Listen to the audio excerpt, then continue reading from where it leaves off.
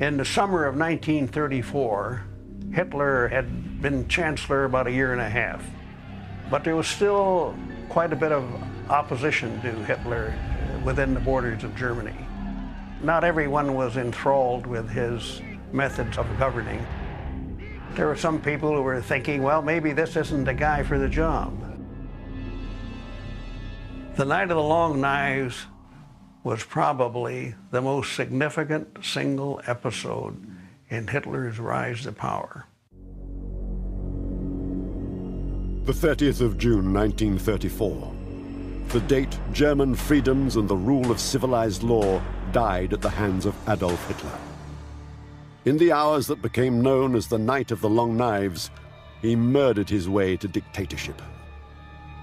A string of pitiless assassins worked for 48 hours to purge all who might contest him for absolute power or threaten to reveal an unsavory past. At that terrible moment, Adolf Hitler went from just another powermonger in a chaotic political machine to a brutal dictator. In this two-day span, he eliminated all meaningful opposition within the German borders. It was a precursor, you might say, of what was to follow on a much larger and frightening scale. It was a prelude to the Holocaust.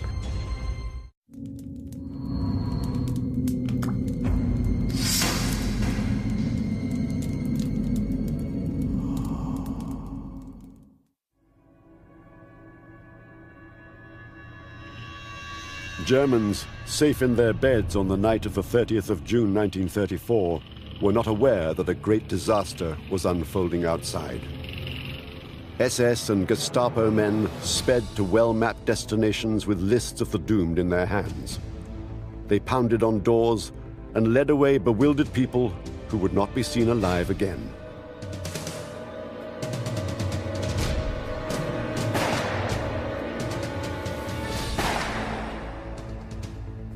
In his headquarters in Munich, Adolf Hitler and his inner circle nervously ticked off arrests as word came back from a network spread across Germany. From Berlin, Stettin, Breslau, Dresden, Glewitz, and other cities, word came of the progress of the purge.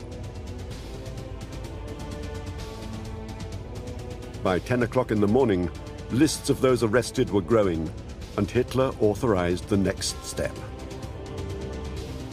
He sent the code word Kolibri, the German word for hummingbird, for the final massacre to begin.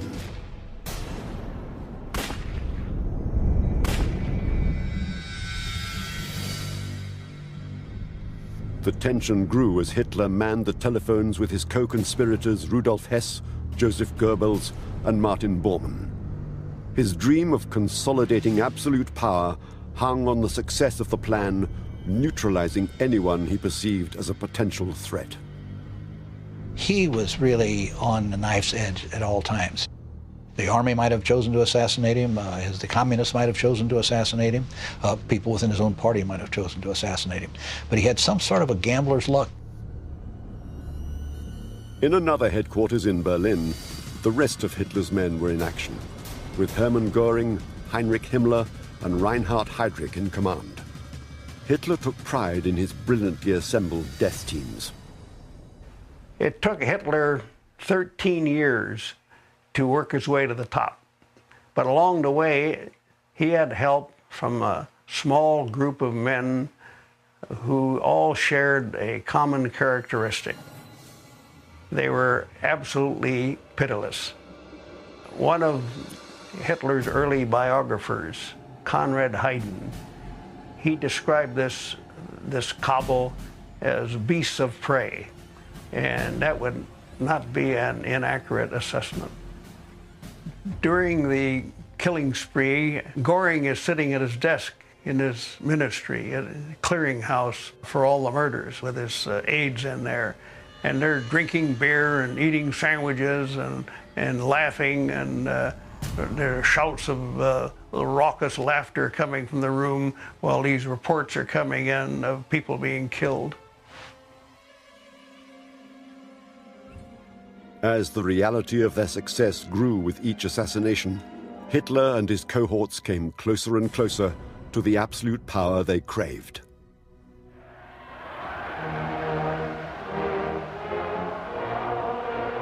Two years earlier, in 1932, as the new Chancellor, he was still far from the consolidation of power that put him in undisputed command of Germany.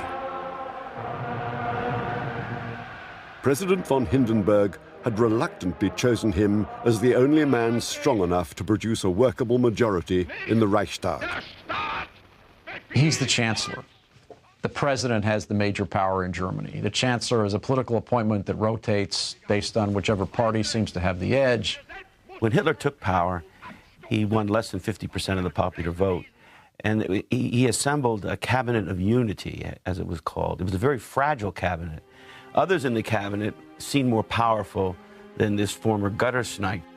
I would have liked to have been in some of those cabinet meetings, you know, I mean, watching von Papen and some of these old conservatives and leaders of the military like Blumberg looking at Hitler and thinking, we have to pay allegiance to this man, you know, who was a message runner in World War I and was arrested in a 1924 push against the government and looked like an idiot in the process. They think they can control him.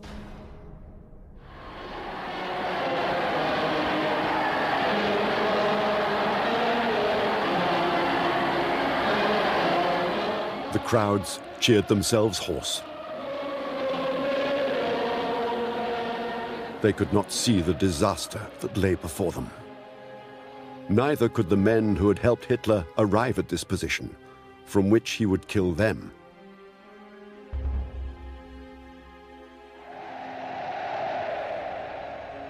To secure absolute power, Hitler had to make sure that his own Nazi leadership didn't fall into the ambitious hands of those who might take it for themselves. Hitler kept an ever-growing list of those who could thwart him.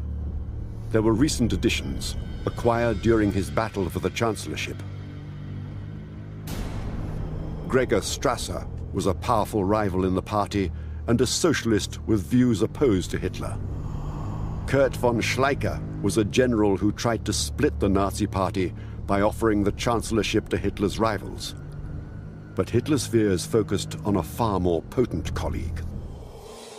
Ernst Röhm, standing with the Nazi leadership, accepting the cheers of the German people after the 1932 election of Adolf Hitler, had expectations of a hugely expanded role in an aggressively reborn Germany. He had solidly earned those expectations and was a man to be feared. If you see a still picture of Röhm, he looks like a brutal pig of a man with scarred face and so forth. He was a brave officer. He became a captain in the German army. He won the Iron Cross and was well liked by his troops. He is much admired by Hitler. He actually brought Hitler in under his wing in the Nazi Party and succored the Nazi Party by getting army funds for it. He would siphon off funds and arms from the army directly to the Nazi Party and kept it alive. Along the way, he was probably more than any other person responsible for Hitler's rise to power. Among all the people of Hitler's associates at the time, Himmler, Goering, Goebbels, Strasser, none of them really had a power base. They all sort of lived through him. But Röhm was different. He had the massive backing of the 3 million man strong SA. As Hitler surveyed the huge, brawling, personal paramilitary that had brought him to power, its unruly leader began to emerge in his mind as an enemy that must be eliminated.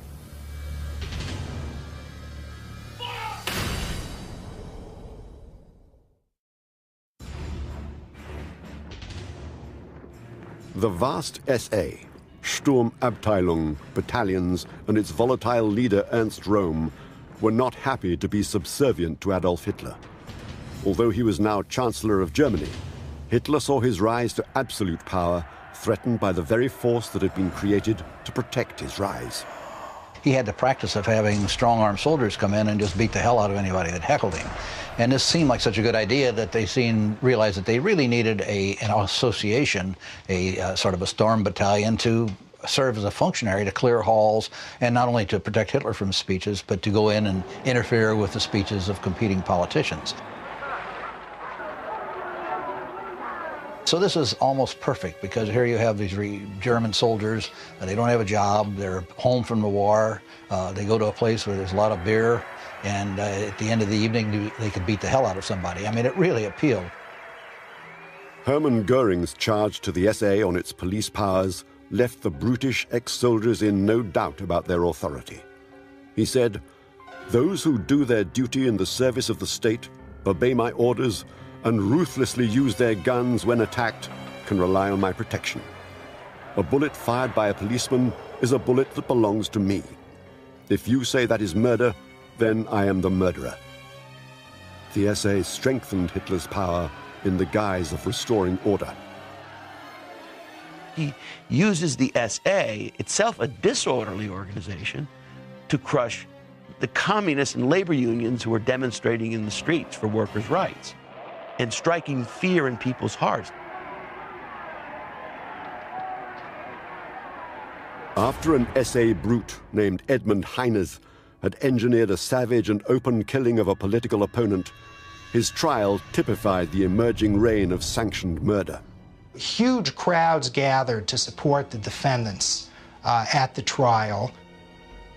In Heines's case, he received a 15-year term, which was quickly commuted to 5 years, and he ended up serving only 18 months. When he ran for the Reichstag and was elected in 1930, he ran openly as a man who had committed a political killing, and this was seen as something positive about him. SA intimidation reached every level of German life. Nobody was exempt from its bullying. The jostling on the streets of the diplomats, intimidating letters sent to foreign tourists and things, and now the international community starts to protest. And the word gets out that this just isn't another government of order in Germany. This is something brand new. It's a very revolutionary group, and it really is more than Hitler wants.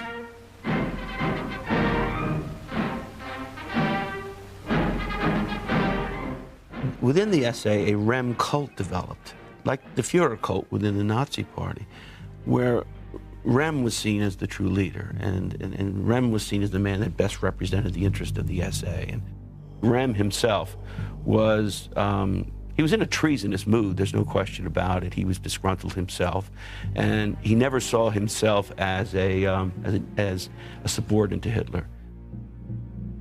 He got drunk, as he so often did, and he said, "I'm not going to let that little corporal ruin things for the revolution. The revolution is here to stay, and if he won't take it, we'll take it without him." Well, he had a guy working for him named Victor Lutze, and Lutze was an informer. Lutze went to Hess with the information. They gave the information to Hitler, and this was one more nail in Röhm's coffin. He wanted to have the stormtroopers incorporated into the regular army. The SA was much larger than the regular army at that time. The stormtroops had over 3 million men, where the regular army had just a little over 100,000, according to the Treaty of Versailles. And this, of course, angered the Army High Command, who wanted nothing to do with the stormtroop leaders, knew that they would be replaced by them. The Army saw the SA as basically an untrained or undisciplined mob without any of the proper understanding of German history and culture and true duty to the state. The Army was about 1/40th the size of the SA. But they have enormous emotional and cultural power in the country. Hitler found himself having to choose between an increasingly uncontrollable Rome and the army. With Rome's threat to his leadership and the venerated army retaining the support of numberless veterans who fought for it in the Great War, Hitler's choice was quick and cold. He has the opportunity to consolidate power the way he wants. and he needs the army and the established forces within society to help him.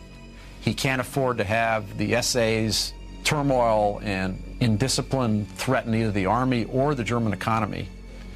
And so in order to seize this opportunity, he realizes he has to sacrifice the SA. It's a dangerous thing to attempt to behead a rebellious 3 million strong army. But Hitler's vision had long ago assembled the means to neutralize Rome and his stormtroopers. In 1923, he had formed the Schutzstaffel, or SS, as a personal bodyguard. SS member number 168 was an unlikely nobody named Heinrich Himmler. He had been hired by the Strasser brothers in 1924 as a secretary and district organizer. He flopped at everything he tried in civilian life. He even tried to run a chicken farm, and he couldn't do that. But Hitler had seen something special in Himmler and made him Reichsführer of the SS in 1929 when he was just 28. At the time, the SS was made up of just 280 men and was subordinate to Rome's SA. Himmler began a dramatic expansion of SS numbers and roles, beginning with recruiting a sensational new talent of his own. Reinhard Heydrich was an ex-naval officer. He was cashiered out of the Navy. He originally tried to get into the SA, and he submitted an application, and Ernst Röhm made the big mistake of sending his application over to Himmler, who was in charge of the SS. Himmler interviewed Heydrich at his chicken farm. He had absolutely no concept of right or wrong or human life. He was exactly the character Himmler was looking for in the SS, a stone-cold killer. By 1932, he had risen meteorically to full SS colonel. In Himmler and Heydrich, Hitler had his executioners in place for his epic purge. But he needed total control of the government before he could turn them loose. With his caste and decision in place, Hitler began to assemble the plans and means for a betrayal and annihilation of friends and enemies alike. The scale and audacity of the butchery was a prelude to the destruction of Europe.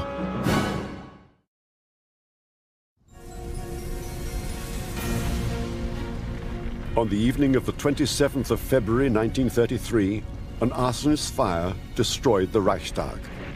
Hitler had the missing piece needed to set the stage for his epic massacre. Whether the perpetrator was the Dutch communist arrested and beheaded for the crime, or a team of Hermann Göring's torchmen, has never been clear.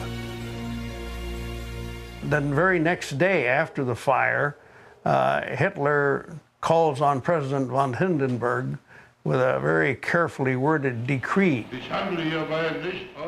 which he said was necessary to thwart a communist takeover.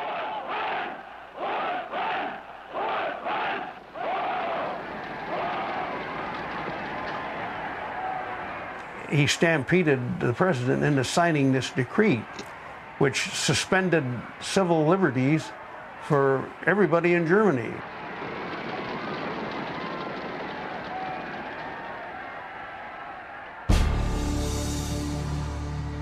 Over 3,000 people were arrested after the Reichstag fire.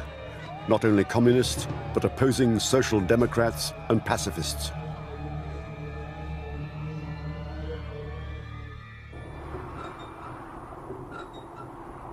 On the 22nd of March 1933, a concentration camp opened at Dachau. What later became a cog in an extermination machine for Jews was filled with dissenters of all stripes. Any charge of suspicion of activities inimical to the state could send anyone there without trial. A murder machine was building, and not even Hitler's close colleagues escaped its attention. After less than 2 months in office, Hitler had destroyed parliamentary government. There were no more free elections in Germany during his lifetime. But the SA, at the heart of his rise, was growing more and more hungry for its own power. The night of the long knives was rapidly approaching. Disgruntled SA members are in the streets screaming abuse against Hitler. See, they figured that when the Nazis took power, they would reap the spoils, political office, sinecures, and things like that. Hitler made Röhm a member of his cabinet, sending him a mollifying letter, writing, "To assure you how very grateful I am to fate that I am able to call such men as you my friends and fellow combatants. In true friendship and grateful regards, your Adolf Hitler." Furious at what he saw as a rebuff to fully shared power, Röhm scored Hitler's overtures. Hitler saw a fast-rising danger, and with his customary decisiveness, moved to end it. He convened a secret meeting with the army aboard the cruiser Deutschland on the 11th of April 1934 to smooth out his master plan. President Hindenburg is dying. Hitler is the chancellor, which is the number 2 guy in the government, but the real power is with Hindenburg. He wants to combine those 2 offices to be in charge of both. He also wants to be in charge of the armed forces. But he can't do that without the support of the army. And he will strike a deal with the army in order to get their support. He would take care of Röhm and the SA, this is what the Night of the Long Knives was all about. There had been strong speculation that the army also threatened Hitler with revealing what it knew about rampant homosexuality in the highest ranks of the Nazi Party, with Röhm leading the debauchery.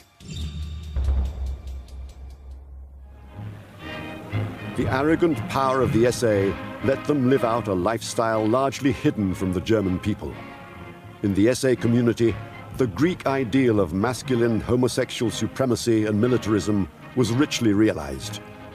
It observed that they lived in a male world without women, a world of camps and marching, rallies and sports. And the Munich SA became notorious on account of them. Röhm's amorous forays to gay bars and Turkish baths were riotous. He flaunted his homosexuality in public and insisted that his comrades do the same.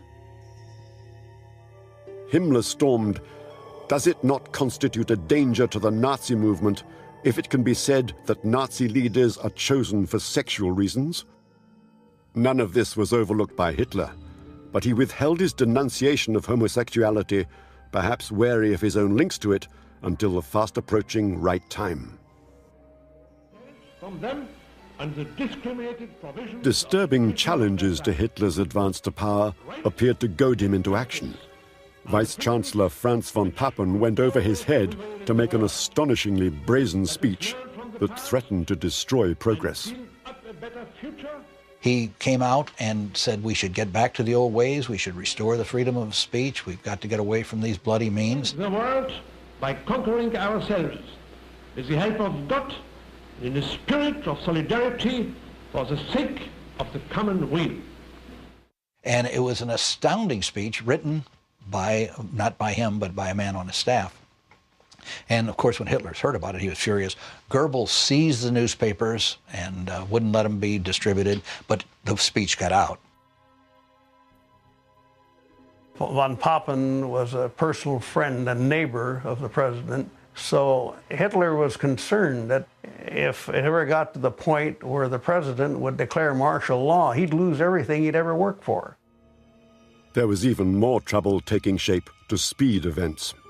Hitler decided, after hearing the German ambassador in Paris, that Ernst Röhm had been contacting the French behind Hitler's back to ask if they would object to a regime change in Germany. And when he heard that, then he knew that he had to take drastic action. So his solution was quite simple. He would invent a plot to overthrow the government and then kill everybody who was supposedly involved. The SA had outlived its usefulness. Okay, it had cleared the streets, in a sense. generated the chaos that Hitler needed to present himself as a restorer of order. But then Hitler was forced to control that chaos, to restore that order, and the way to do that, the instrument was a coup against his own people. Working out of Gestapo headquarters in early June 1934, Reinhard Heydrich meticulously charted Hitler's dazzling purge operation and assigned it the disarming codename Hummingbird. Sealed envelopes containing instructions were distributed to Gestapo units throughout Germany. Hitler made himself part of an elaborate strategy to allay suspicion. On the 28th of June, he attended a wedding of a local Gauleiter, and later ostentatiously visited the wealthy Krupp family. There has already been an arrangement made that Röhm was going to go on leave because he was not well, and that the entire SA was going to take the month of July off. There was never any evidence that a plot existed. Ernst Röhm, who was the head of the Brown Shirts, was on vacation. He was down on holiday at the Hotel Hanselbar at Bad Wiessee. So Hitler sent to Röhm and said, I want to see the SA people on June 30th at 11 a.m. There'd been an incident in which some SA people had roughed up some foreigners, some foreign diplomats, and he wanted to ostensibly lecture them about you can't do this to foreign diplomats. The SA commander dispatched telegrams to his top officers to rush to Bad Wiessee. He scheduled a banquet with a specially ordered vegetarian menu for Hitler. Röhm had not realized that it was he and his men who were going to be fed to their guest.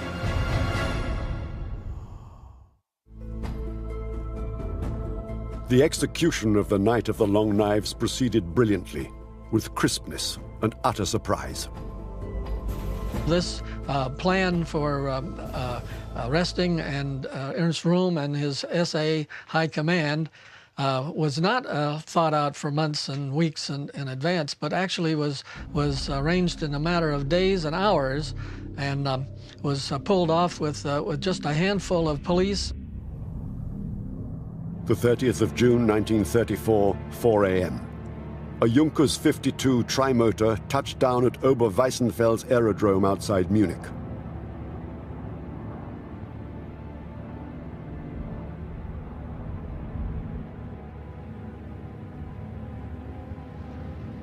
When they arrived in Munich, they were completely unexpected, and the airport manager had been told by Ernst Röhm to report to him personally whenever Hitler arrived, day or night, but no one realized he had arrived until he actually saw them getting off the airplane, and so Röhm was not notified.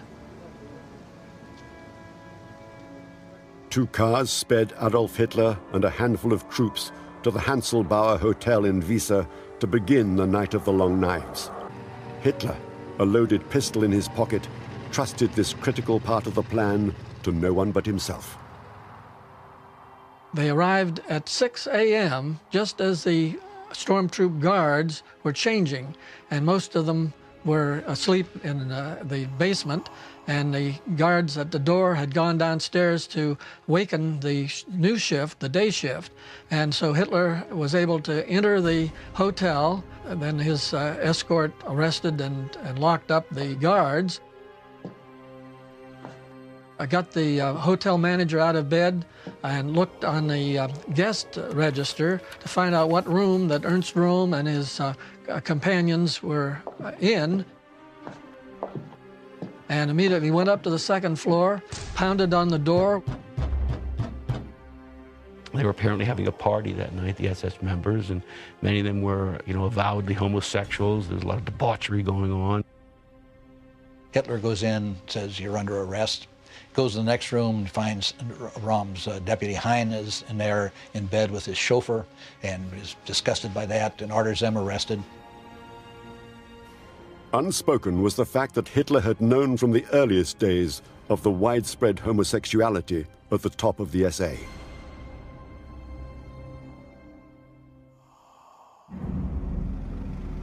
When a contingent of Röhm's SA men arrived unexpectedly in enough force to destroy the entire plot, Hitler brazened his way through.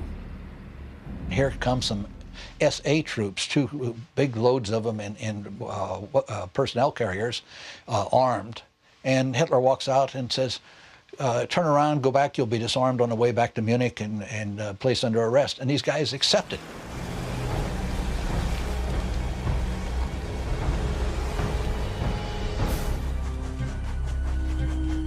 At the Munich railway station, the SA leaders responding to telegrams from Rome were arrested by SS troops as they arrived and sent to join him in Stadelheim prison along with those taken at Bad Wiese.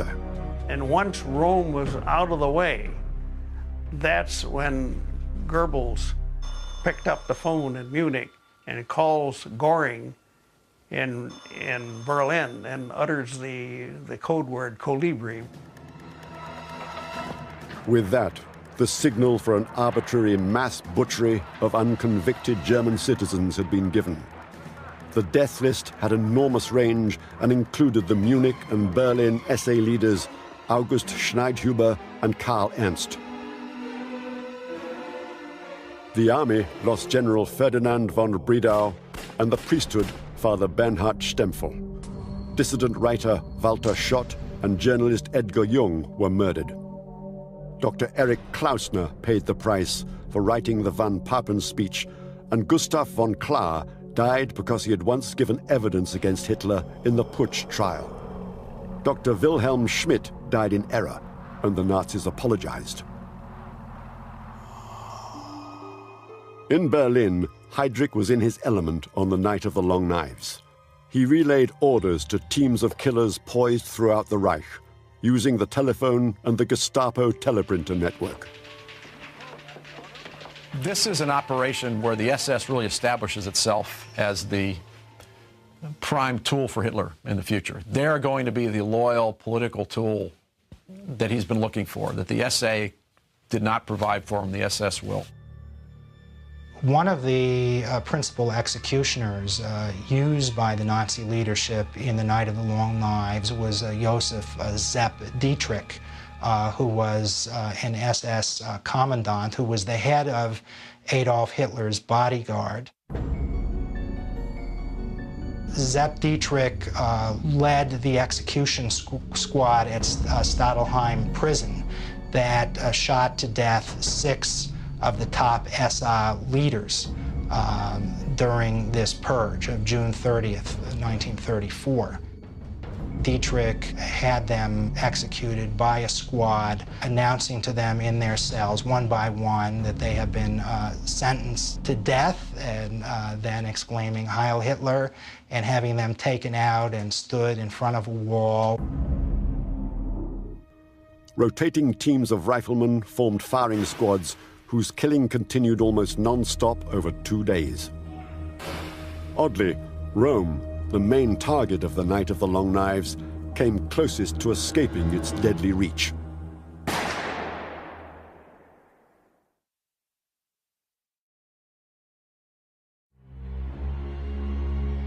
In Berlin, the Night of the Long Knives was directed by Hermann Göring.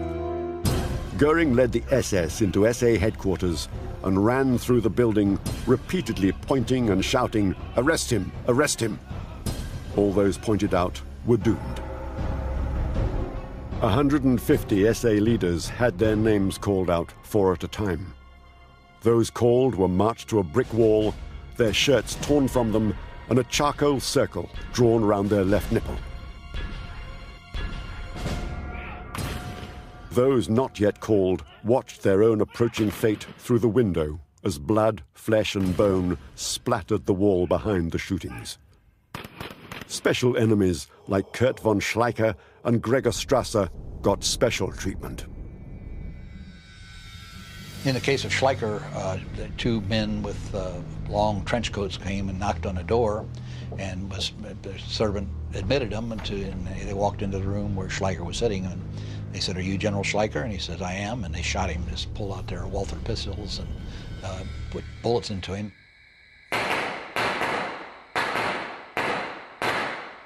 Strasser's murder was perhaps particularly horrible in the fact that he was in a cell, and they just leaned in and shot through the window of the thing, and he kept dodging and dodging around a cell until finally they killed him. But I mean, it was a protracted assassination.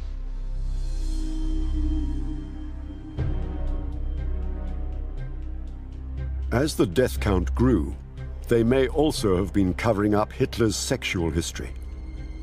Although evidence of sexual indiscretions by the Führer had been murderously suppressed, always there were whispers that he'd been a male prostitute in Vienna and Munich as a youth, that he'd been listed as such in Viennese police records, that his foppish mannerisms went suspiciously with his surrounding himself with practicing homosexual companions and co-workers.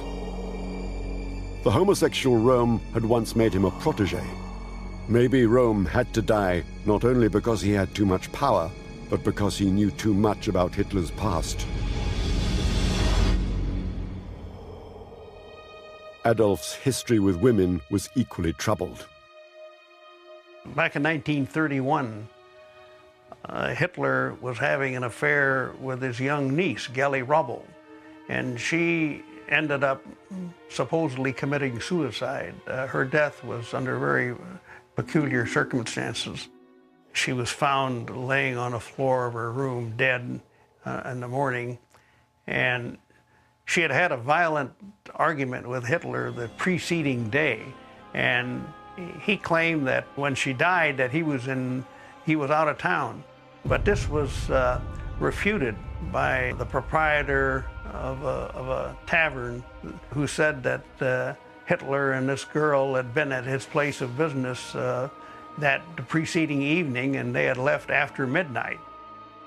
And during the Night of the Long Knives, this proprietor, Karl Zentner, was killed, also a wine steward and the head waiter, and these were witnesses that obviously that Hitler wanted out of the way.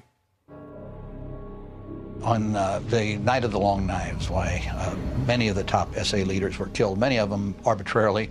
They were really loyal to Hitler. They were just killed because Himmler and Goering had fed Hitler with lots of false material. Heydrich in particular had fed Hitler with dossiers on people that were totally bogus. The killing started on Saturday morning, June 30th. Hitler flies back from Munich to Berlin. And then talk about incongruity. Here on Sunday, Hitler is hosting a tea party at the Chancellery, and he's bantering with his guests under this facade of civility, while at the same time out at Lichterfeld Barracks, they're still lining the victims up against the wall and executing them. He struggled about killing Röhm. There's a lot of speculation about this. Some people speculate that perhaps he might have felt a line of loyalty to his former comrade that helped him start the movement, one of the original street fighters. A guy who stood in the docket with him in 1924 when he was on trial for high treason. He took his name off the list to be killed until he was finally persuaded the following day by Himmler and Goering that you can't kill all his subordinates and let him live. He has to go. His old comrade had to die, but would be offered a small mercy for old time's sake. He wants to give Röhm a chance to commit suicide, to take his own life as a former soldier. This is the honorable way to go. The guards down in Munich open the cell and they put a revolver on the desk. It's understood what it's there for. And Röhm said, "You expect me, to take my own life? You don't have the guts to do it yourself." Well, he's given 5 minutes, and not hearing a shot for 5 minutes, the two guards, one of whom was the future head of Dachau prison, go in, and Röhm stands up, bare-chested, sticks his chest out, fists like this, and they shoot him point blank. He hits the floor, they start pumping bullets into him, and his last words, recorded for posterity, were, "Heil Hitler, my Führer, my Führer." And there's a saying in Germany, if only the Führer would have known. And I'm sure that Röhm thought that this wasn't Hitler that had ordered this execution. In this whole episode, we see a mass murderer at work. It had all the elements of first-degree homicide, premeditation, motive, intent. All records connected to the mass murders were destroyed. Without hard documents, lists, photos, or survivors, the number of murdered has never been accurately known. Many believe it exceeded 1,000. Propaganda Minister Goebbels denied the public any media coverage, even forbidding the printing of obituaries. A brief press release stated simply that Röhm had been removed as head of the SA, with 5 of his top aides executed for what was called debauchery. The decapitated SA began to fade as a force. The German people applauded the strong new hand that had stymied communism and restored order, forgetting who had destroyed that order in the first place. Well, after the Night of Long Knives, Hitler was really in the perfect position. He had an agreement with the army that he was going to rearm them. He was financed by the big industrialists, Tyson and Krupp and others. And so he had the SA suppressed, he had the SS building. Elections would from then on be rigged. The 13th of July, he portrays this as, I defended the state. These people were going to overthrow the state. They were going to just get rid of President Hindenburg, get rid of me, put these other people in charge. He warned, everyone must know for all future time that if he raises his hand to strike the state, that certain death is his lot. One promise he kept. He gets a letter of gratitude from President Hindenburg that says how grateful he is to Hitler for taking this action. Hindenburg, the president, conveniently dies just about a month after the Night of Long Knives. So Hitler then combines the offices of president and chancellor. Leni Riefenstahl, the great director's monumental film, Triumph of the Will, that film is put together in September, 2 months after the Night of the Long Knives. And it's a great Nuremberg rally, hundreds of thousands of people. Hitler is seen in the film flying to the rally, descending slowly through the clouds like a god.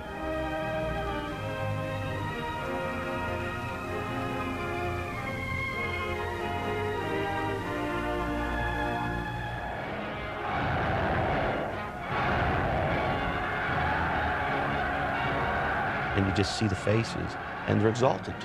This is their leader. This is the man who rescued Germany.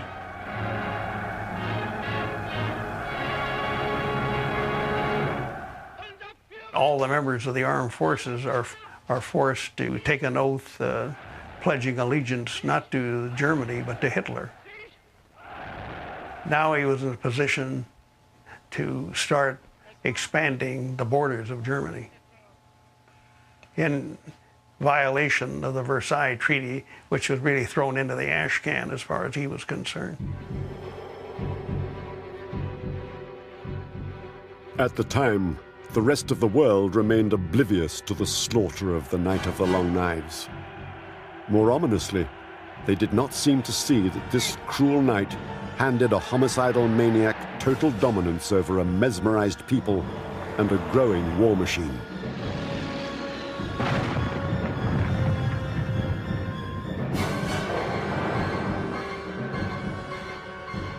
Eventually, Hitler's death toll grew to tens of millions as he expanded across Europe, finally destroying Germany and himself with his ambition.